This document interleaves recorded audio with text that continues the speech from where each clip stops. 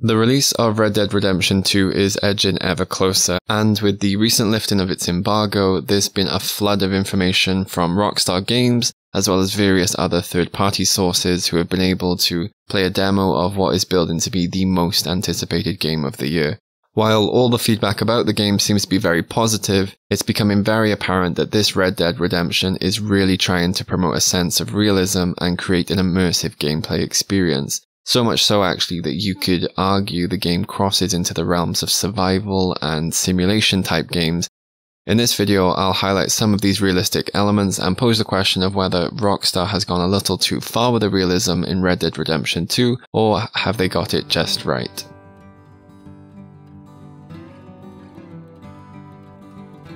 In Red Dead Redemption 2, Arthur's health and stamina will need to be maintained by eating and sleeping. Arthur can carry snacks in his inventory to eat when he's out in the wild, or he can have a more substantial meal when visiting towns or his gang's camp. If you choose not to do these things, then it seems there won't be any game-ending consequences, as Arthur won't die as a result, but rather his ability to automatically regenerate his health and stamina will be affected and will be slower than usual.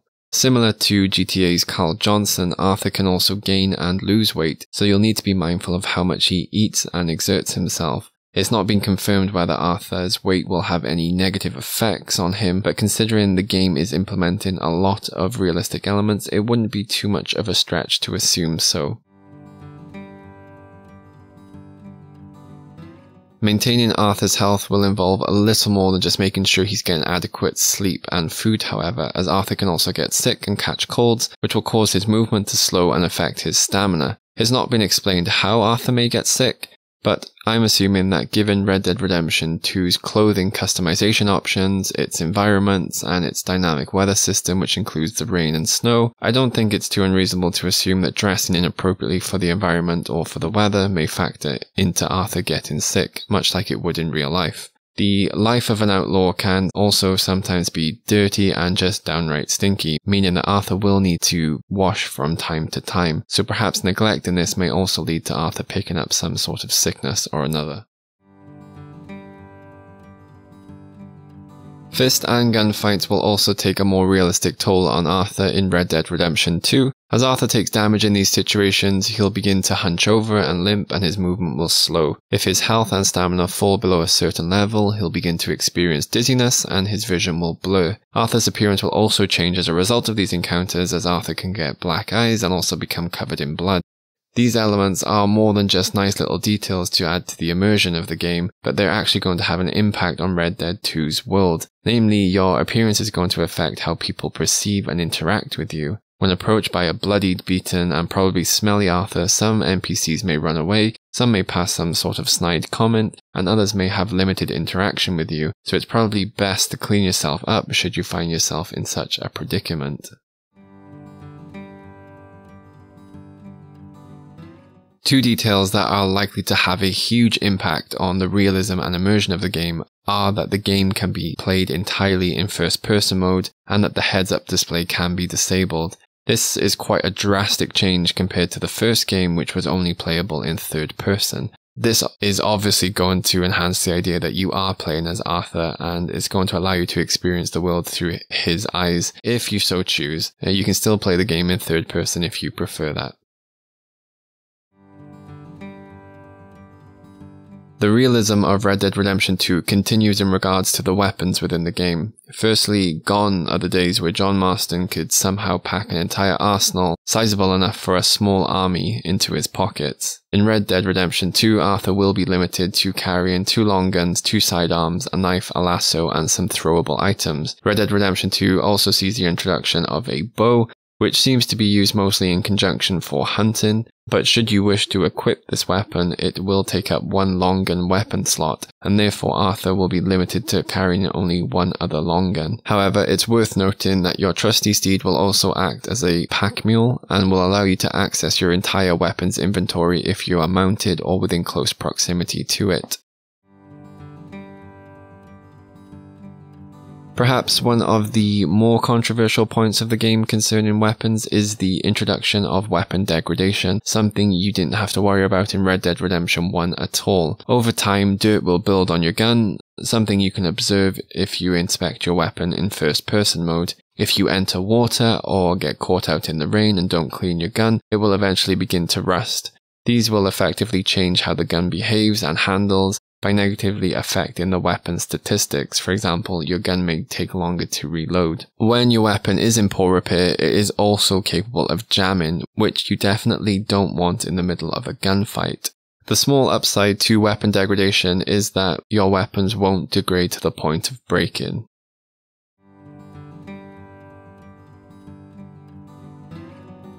Hunting in Red Dead Redemption 2 has adopted a more tactical approach where you must now be aware of yourself and your surroundings. You now need to consider your own scent and wind direction to make sure your prey isn't going to catch wind of you and bolt into the distance before you've managed to take your shot. To help in this regard, Arthur possesses a kind of instinctive sense called Eagle Eye, which essentially hones your hunting and tracking senses so that you can see your own scent, as well as more easily identify animal tracks and blood trails should you non-fatally hit an animal.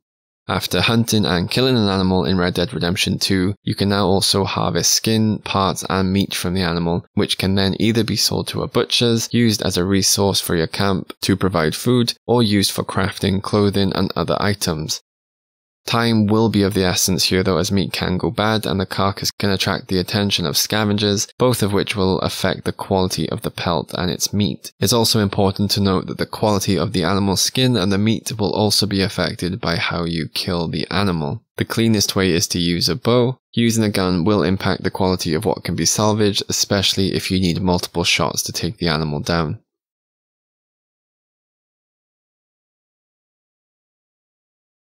A little bit of a random point, but the skinning animation has been gorified, if there's such a word. In Red Dead Redemption 1, skinning the animal would occur out of shot with the camera focused on John. There would be some degree of blood splatter on the camera, but nothing too gruesome. After the animation, you'd also see the carcass of the animal was now skinless, which was slightly gruesome, but it was a nice touch to make it appear like you'd actually just done something.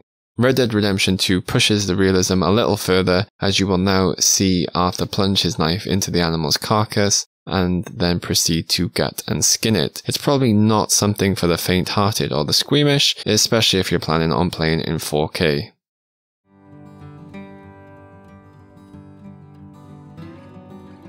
Customization seems to be a huge part of Red Dead Redemption 2. Unlike Red Dead Redemption 1, where you could only change into a handful of outfits, Red Dead Redemption 2 will allow you to customize Arthur with individual items of clothing, and even decide whether you want his shirt sleeves rolled up or down, or his trousers tucked into his socks. However, practicality will take precedence over fashion, as if you're inappropriately dressed for the weather or the environment, this will affect your stamina. So be sure to wrap up when it's cold and put that designer fur coat away when it's hot.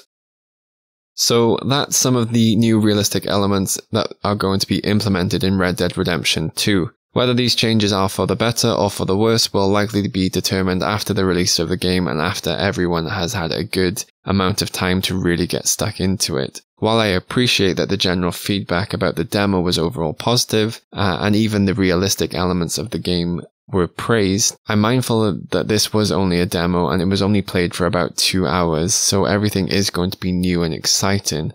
I'm curious to know if those new elements begin to lose their charm when you've sunk a good 20, 30 or more hours into the game, and perhaps even do they become annoying. Personally, I feel like most of these new elements are really going to add to the immersion and the sense of realism in the game, but I do think that maintaining Arthur's health and weapons have the potential to become quite repetitive, and perhaps even become minor annoyances depending on how frequently we need to do these.